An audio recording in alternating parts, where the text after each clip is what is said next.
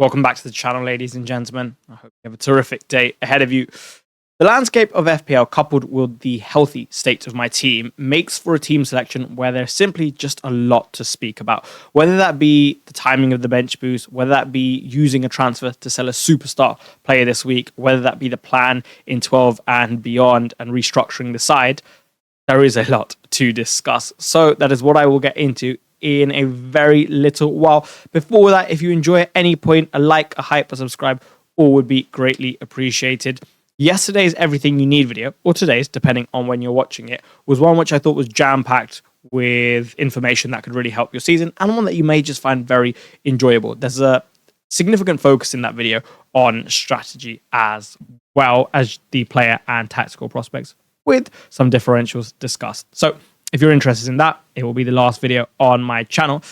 But otherwise, for this team selection, like I said, there's a lot to get into. So I hope you enjoy. Like, hype, subscribe if you enjoy. And let's get into it. The bench is to be discussed separately, given the fact that I very well may bench boost, hence why it's not included in this section, but altogether at the end. Sanchez starting at home to Wolves made a lot of sense, considering that, yes, we drew away at Qarabag. Yes, we lost against Sunderland. But overall, we're still playing decently enough. We do give up too many chances defensively for my liking, but as I've spoken about, with our non-transition proof backline and Enzo Maresca system where he leaves the middle quite open at times, and just in general the system's one where you certainly can hurt us in transition and we will give you the opportunity to do so.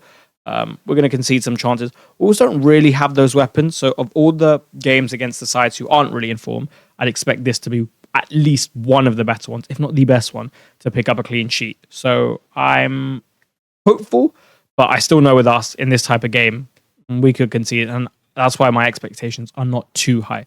Albeit, hopefully it'll be good. It won't be easier than Spurs, though. That I'm quite confident of. I don't think we'll get an easier game this season. Munoz, I mean, he's pretty much just going to start every week for me. The attacking threat is immense, coupled with Palace's quality, and he's going to get DEFCON 1 in every 3.5, 4 games-ish, makes for a superb asset, especially at the price I picked him up at. It's just the attacking threat that I really, really, really love, and hence why I went for him over like the Gahey, the Richards, Lacroix. I was happy to give up a bit of value in the DEFCON department because I know that he can score, he can get those bonus points with it, and the assists, and that's going to translate to covering DEFCON for a number of games. Not to mention he can get it himself. Anderson starts over Senesi in the 11. I think he's got an easier fixture. Prefer Everton away to Villarreal away. I know that if Everton get chances, it's not 100% bang on that they're going to put them in the back of the net, because outside of Iliman and Jai, they really don't have the best finishers. I'd say Anderson has a very decent chance of achieving DEFCON in this game, unlike the game against Wolves, where they just had very little going into the front man, especially because they had 10 men and he had less duels to engage with as such. Especially away at Everton, it'll be a very different affair. And I wouldn't be surprised if they walked away with this from here with a clean sheet. Fulham have a good enough defence to pick up clean sheets against most teams, which is why I like Leno a lot on wildcard in Game Week 10. I think Gabriel is the best defender in the game. I do think he's overperforming to an extent in comparison to his peers in Timber and Calafiori. I mean, if you went Timber or Calafiori over him 5 weeks ago, you've been punished brutally in a way that I wouldn't say was reflective of the performances in the past. Yes, of course, he's the biggest box threat in the league and maybe in the world, especially when you consider the quality of set-piece taking and their set-piece routines. But still, to get one pretty much... He's got, what, like one nearly every game, and DEFCON's a couple. It's been challenging going otherwise. Whereas Calafiori, he's had a lot of close moments. Timber, not as much. But thankfully, I own the big man, and he's absolutely not going anywhere. So a very straightforward defensive selection, aside from the Anderson Senesi one, and good prospects all around, I'd say. In the introduction, I mentioned that I may sell a superstar player. And if there is to be one sold this week, I think it would be Eberechi Eze. Now, that may sound very surprising, considering he's got Sunderland away and was benched in the UCL, probably indicating a start. But Sunderland away clearly is no pushover. Have to look at their record this season. I still personally don't think they're as good as the league table would indicate, or maybe even close to that. But nonetheless, it's not what we anticipated at the start of the season. And you look at Enzo Fernandez, and I'll go into the role in a little bit more depth. But Wolves at home, better fixture. Then Burnley away. Okay, then Arsenal at home. But with what I could do to my side, maybe benchable for that. And then In 13, Leeds away. That's much better than Sunderland away, Tottenham at home, Chelsea away for Eze, especially because after the international break, I wouldn't be surprised to see somewhat reduced minutes in the middle. If Odegaard's back, if he wants to go 4-2-4, a variation of that. Even him on the left, I don't like as much. So I am considering it because it's very possibly a move that I'm going to make in 12 anyway. And is Eze at Sunderland away better than Enzo at home? Would I be more tempted to go for Enzo if I own neither, right? There is a psychological bias that I'm aware of. The name currently evades me, but essentially the item you have, you're more willing to keep it, even if its utility may be a little less, simply for the fact that you own it, as opposed to trading it in for something. Maybe called loss aversion. Not 100% sure in the current moment. But there is some grounds for me to sell him, because when you look at Enzo Fernandez, I expect Liam Delap to play at 9. And if Liam Delap is to play at 9, you are going to get Enzo Fernandez, who will have a license against this Wolves side to hit the box and crash quite a bit. But also, he will just be allowed to be stationed in the middle in these 10-like zones fairly often. Yes, he will contribute and build up. But João Pedro's natural tendencies is to drop deep, right? And I think he'll start alongside Liam Delap in the 10. And therefore, Enzo will be able to take up these advanced positions at times, because JP will drop for him. To receive on the half term and then carry, yes, in a different manner to Enzo, probably won't help as much in deep build-up, but nonetheless, you'll get Enzo situated a little bit higher as if he was supposed to playing with another second striker type. And then, as I mentioned, the fixtures, Enzo may be on penalties, but if I do get him, at least I have the guarantee taker out of him and JP. Better fixture, better medium-term fixtures. Eze prone to like a 75-minute hook, especially with Ethan Nwaneri playing decently well. It's something to consider. So I will look into it some more. Not entirely sure for now, but certainly a possibility. The other three, Saka's not going anywhere, as you'll see in the captaincy section. Sarr, he does this. He goes blank, blank, blank, and then the haul will come. Should have scored against Brentford. Had a couple of other small opportunities that you may not have seen on the highlights. But he did have a couple of the other ones where he should have just done a little bit better, and a chance could have been created from that. One for himself or another, really. So he's not going anywhere yet, albeit I'm not in love with having double Palace attack when they're not firing like they were at the back end of a couple seasons ago. And I discussed Semenyo in some more depth at the near to the end of Everything You Need. Actually, it was kind of in the middle. I'm not looking to sell yet. Too good of a player with too high of a ceiling at the moment for me to really consider it. And you'd only be getting 7-7 if you sold. Yes, there are alternatives, but I don't have any money in the bank to go for some of them that I'd like. And I don't see the utility really in using a free transfer on him, knowing the run that they have coming up on a Szoboszlai or a Minter, or certainly not Minter, because I don't like that. Njai, who might be injured. Enzo, yeah, maybe, but then I'm going to be selling Eze soon anyway, so it may as well be him if it's one of them. So yeah, that's what I think the midfield will be, Eze and Enzo aside. I'll start with the man in the middle when it comes to the front line, and that is João Pedro. I've seen some talk on X about him potentially being benched for the weekend. Prior to the game against Qarabag, I tweeted that I expected 65, 75 minute appearance from him, for him then to come off, and then you'll see him start the weekend. He did get 71 minutes. We also did not go on to win the game, and you'll probably want to get your momentum right back, considering you don't have another opportunity after this for a few weeks because of the international break, and he's just in our best 11. And he looked fairly sharp against Spurs. Actually, I thought he looked very sharp against Spurs, considering the injury that he's been carrying. And in his post-match interview, he said that he felt better. So for me, I'm quite expecting of a start. Yes, there is a tactical solution where you go Gusto wide right, coming off right back. You go Enzo Estevao 10s, and then you actually go Santos and Caicedo in the middle. And you basically play 3-2-4-1 in that sense. Yeah, you could even leave two at the back sometimes, maybe drop one of those guys in and have Cucurella from left centre-back forming a 3-1-6. But I don't think he'd go Cucurella and Gusto in these attacking patterns at the same time. Doesn't really do that. Against blocks, he normally has Cucurella left centre-back, for example, the West Ham one, with Gusto wide right. If he wants to play Reece, then yeah, we can play 3-1-6 more.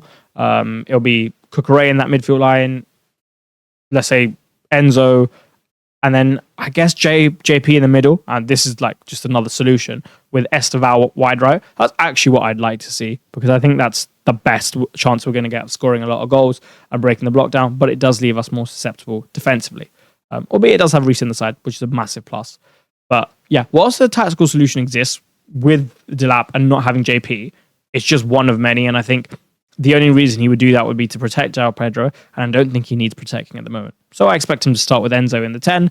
And whether he plays Esteban is another thing. Again, good game tonight. And he did play all of it, though, which isn't ideal for his chances of starting at the weekend. Maresca's also spoken about his physicality and wanting to protect him before playing him as much in the Premier League.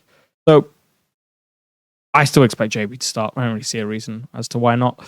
And if you wanted to bring him in, like I said in EYN, I'd be a little bit cautious. I know he just got a 9-pointer. I know he's just come off a really good performance, but those dynamics really suited him. This one, from an FPL perspective, maybe less so even with the fixture. Of course he can return, but I'd just be a bit cautious about it. And with this side, with Garnacho especially getting a goal, and the fact he's benching this game, I'd actually expect him to start the weekend. He provides his own 1v1 threat, and he's more than happy to cross and shoot. You've got Enzo, you've got maybe Esteban, you've got the lap, so the spread of output is possibly there, not to mention one of the fullbacks. So something to consider if you are buying him. Maybe not as pretty as it looks, but still good. Mateta obviously starting, super high volume, at least in the past, and just a very good striker playing for a good team in what is effectively a derby. So I would hope that this game gets a little bit stretched at times resulting of that, and you see him pick up some big chances, and there's a haul for him somewhere near. And then Erling is just Erling. I'm not exactly going to be benching him, and maybe I will, but who knows, I'll be on a bench boost anyway. So that sums up the front line. Before we move on to the bench boost, let's discuss captaincy. You will see something that you've not seen before. Both Saka and Haaland have the captaincy and vice captaincy armband on them because I'm yet to decide as to which way I'll go. You asked me at any point in the week prior to about a couple hours ago, I'd have told you I'm going Erling. But then the thought started to creep in. They're like, Saka actually may be able to do some damage. Yeah, okay, he blanked against Burnley, but anyone who watched the games know that the outcome was nowhere near reflective of the performances as such. It was a lot closer. And they really took their foot off the gas at 2-0 at half-time. Now, that could happen again. He's probably not as good with Gyökeres out the side, in my opinion.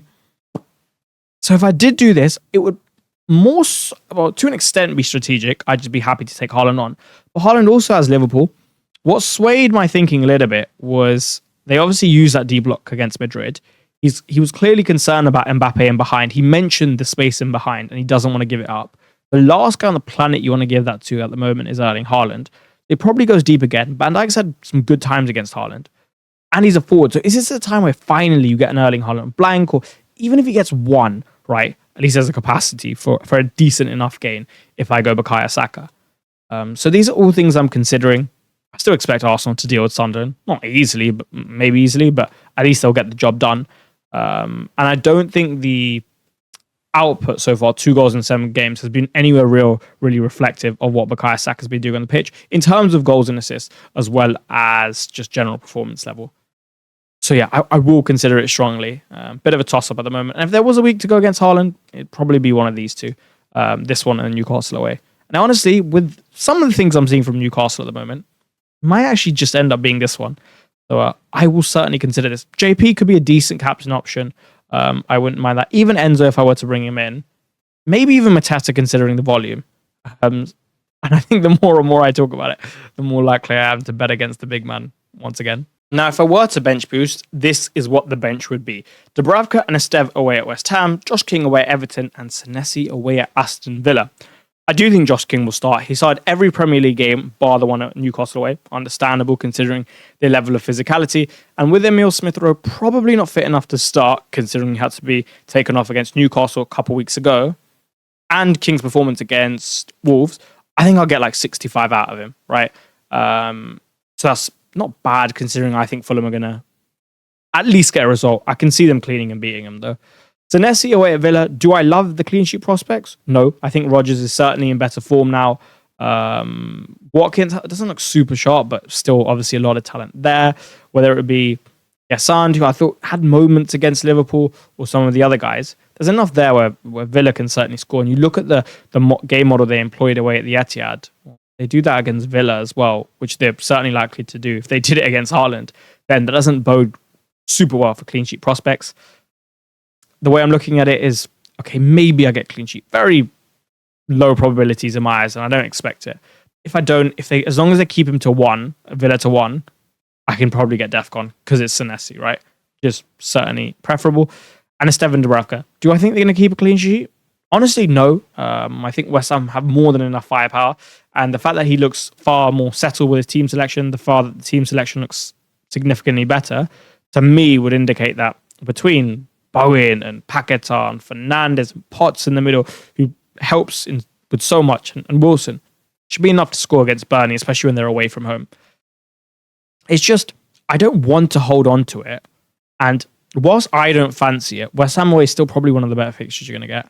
Senesi on your bench boost is never going to be the worst thing. And if you're getting a 4.5 million mid starting in a game that you think his side are going to win, probably should just go for it. And then, maybe I can just get lucky. Maybe King can score, or one of Senesi or Burnley can keep a clean sheet. Because if that happens, then I'm really in business. Let's say King scores, gets 2 bonus points. Okay, 9. And then let's play fairly pessimistic. Senesi hits Defcon and concedes 2 goals. 3, I'm on 12. And then between Dubravka and Estev, let's just say they get 4 points, 2 points each, 16. And all that's really happened out of these 4 guys is I've got 1 goal, which is pretty decent from my midfielder, yeah. But from the other guys, I've given 0 clean sheets and just one Defcon.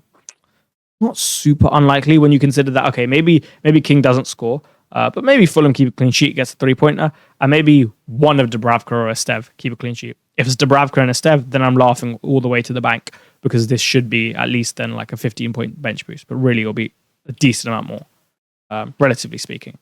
So as long as one of these outcomes goes well, it should be a decent bench boost. It's just, apart from King, I'm not too confident on it. But in the next slide, I will show you why it's probably not a better opportunity. And even if there is, I might have to make some other sacrifices, which just make it less worthwhile. Right, game week 11. A 97% team rating, 96% gaming rating. Good, on the assumption I have Haaland captain, that is. And then you can see the bench boost that is discussed here. Not bad at all. But let's just say I was to go to gaming 12. What happens if I'm super keen on midfielders and I'm just want to get out of this 3-forward structure, which I don't necessarily want to do because, I think Mateta and JP/Bowen could be great value alongside Haaland. But let's say I do and I want to go down to a Mark Gay here. And let's actually just do it for argument's sake. Well, then all of a sudden, with Mark Gay in the side, it's not something I want to bench boost because I'm bench boosting with 1 less player. And the second I do that, my bench boost is always going to be significantly more capped, right? In terms of what I do with the money, Eze could go, right, to maybe Cunha, who I really like next week. I don't think the Everton defense is all that, so I'm more than happy to target it to an extent at the moment. I won't say target it, but I'm happy to bet against it. And then Josh King would also go here. I'd be left with 7.4 million in the bank. Let's just go... let's just say for argument's sake, I don't do the Enzo move this week and I get him next week. Okay. Then all of a sudden, the bench is... they want to bet... Okay, let's just use this model for it. The bench is these 2 at home to Chelsea, Dubravka and Estev, and Munoz away at Wolves. Now, you could say, GM beforehand, you had, let's say, Senesi on the bench. Let's just use the predicted points. You had Munoz on the bench away at Wolves. You had Dubravka and Estev at home to Chelsea. And you had King at home to Sunderland. Surely that's better. But do I really want to bet on the fact that nothing happens in the IB, whereby I shift out the structure to accommodate for that? No, not really. And Dubravka and Estev at home to Chelsea, whilst it is at home and is the early kickoff, we should still be good enough whereby that's worse than having West Ham away, right? I don't disagree that the defensive spot this time around is much better than Senesi away. But King at home to Sunderland, maybe after the IB he finds a different solution, Marcus Silva, and he doesn't start. Whereas I think I'm getting a start out of him this time around. It also reduces my options, right? And then from then on, if I have Gui, I don't want a bench boost. And after that, yeah, okay, again, this could be interesting if I were to take out Anderson, which I'm going to look at in a second, and have Josh King in this spot and have JP instead of Enzo, right? And then King... JP instead of Gui and then King instead of Enzo, right? It'd be something like let's just say he were to start, it'd be another decent defender with Estev and Dubravka Brentford away. But, King would still be away to Tottenham. And Dubravka, I'd prefer West Ham away, I think, to Brentford away. I think, not 100% sure, because I do rate that West Ham attack. So it's really just 11 or 12, right? And then going on from there, you're just delaying it more and more and more. I'm making myself less and less flexible. It's not like their fixtures get any good until 16 anyway, when it's Fulham at home. But if I've still got Josh King at that point, well, then I'll be playing him against them. So really, it's 11 or 12. And I understand why people would say 12, but it's after the IB. And Chelsea at home shouldn't be better than West Ham away, right? It just shouldn't. At least you could see Burnley scamming a clean sheet away at West Ham. Scamming's not the right word, but grinding one out and getting a bit lucky against it. Whereas at home to Chelsea, if we have the lap and we have JP and we have Enzo and we have Esteban, I don't think they're keeping us out for 90. And again, reduce the flexibility. So I think I'll play it somewhat reluctantly this week. I get one return. I get a clean sheet from Senesi, I get a clean sheet from Burnley, or I get a goal and assist from King. Overall, it should pan out okay. Hopefully there's some DEFCON for Senesi and Estev this week, and it'll be all right. Now, I'm going to reset the team so that I can show you some of the other plans very quickly. And here we are. Okay. Let's say I go to game week 12, right? And Eze hasn't gone for Enzo Fernandez, which is, of course, something I'm going to consider. He may go anyway. Let's say I am to restructure, right? JP out, Gui in, King out. Probably. Let's say I didn't go for the Cunha move, right? And instead I went Bruno, and then Eze to Enzo. I know the money's a little bit off, but just for argument's sake at the moment, because who knows, maybe I go Mbeumo over Bruno. And all of a sudden Enzo's gone from page 1, which is not ideal, but he's right there. Then, like I said, I'm taking Eze out for Enzo anyway. He looks to be the path in many different routes in that midfield spot. So do I really want to have Eze over Enzo this week? I'm not entirely sure. That's why if I was going to make a move, it looks like the only decent one to make. And in this game week, right, I don't mind having Bruno against my Triple Palace. I would have by this time one free transfer, and I would have no money in the bank with this. But he's still benchable because I can just sell Anderson in this spot. Obviously, I know I have 0.3. Just assume Bruno's in Mbeumo for now. So I could do that. But it's essentially just to show this route and the last. I'm probably going to sell Eze next week. It's probably going to be Enzo Fernandez. I think the any of the options so far. Now, the only other one is what happens if I don't want to sell. I don't actually look to really go down the Eze route, but I go to sell Saka instead, and I sell him for the one and only Mo Salah. Then it becomes significantly more difficult. Then maybe if I am going to do this in 12, I don't think I'll do it in 12 because he has Forest and I'm okay not having him for that. It may be in 13 when I have 4 frees. I'd get Reinders in. I think he's good value. And then I'd have to get someone else in. But again, they'd have to be really cheap. This is why I think facilitating Salah Haaland drafts when you can't captain them every week is really tough. Because eventually for Anderson, or maybe Spurs away, City at home, Palace at home, I might want him out. And if I do, the only other spot I'm going to go is Konate and Van Dijk. And that's going to need minimum 0.9, if not 1.5 million. So yeah, that's how it's currently looking in terms of the routes. It's pretty much going to be the Arsenal boys out in 12. And then I will go from there. This week, bench boost or not to bench boost. And essentially why I don't really like bench boosting next week. This week, bench boost or don't bench boost. And then Eze to Enzo or not. And captaincy, which will hopefully all be done by solving your problems. But I can't guarantee it because I enjoy getting more time to think and just assessing all the other variables. Sometimes, very often, new ones will come out later than I expected. That is all she wrote for this one, ladies and gentlemen. I certainly hope you enjoyed it. If you did, a like, hype, and subscribe would be absolutely magnificent. Additionally, I'm sure you have an idea about what I could do with this team that I haven't considered, and I'd be very open to it. 2 free transfers, nothing in the bank. And if you've got an idea that you feel really strongly about, you think could be really good, please do let me know in the comments below. I shall see you tomorrow for solving your problems. Until then, have a terrific day and goodbye.